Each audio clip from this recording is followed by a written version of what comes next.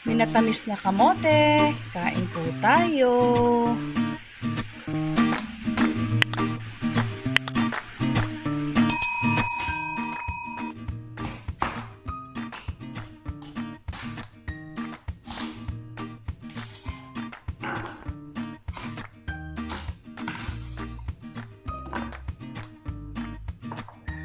Na kailangan maraming mantika para ito ay mas malutong.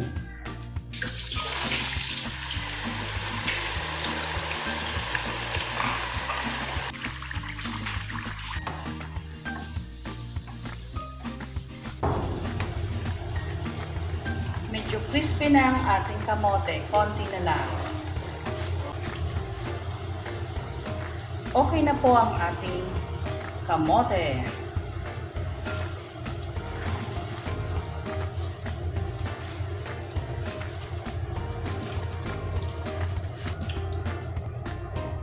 Gagawa tayo ng syrup para sa ating kamote. Sugar.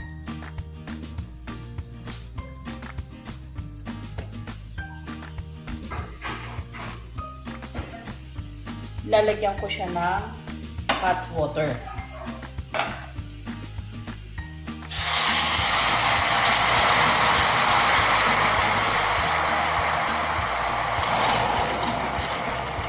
Hihintayin ko siyang lumapot bago natin ilagay ang ating kamote.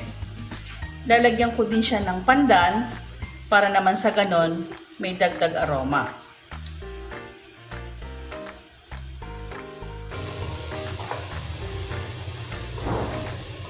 Caramelize na ang ating sugar. Dahil ready na po ang ating matamis, ilalagay ko na ang ating pinritong kamote.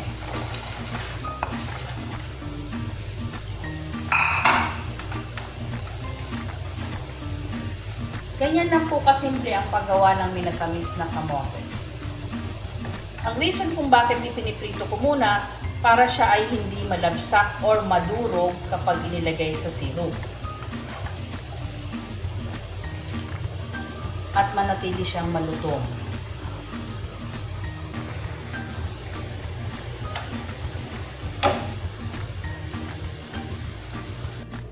Eto na po, plating time, at ito ang pinakapaborito ko sa part ng aking pagluluto ay kapag magpi-plating na.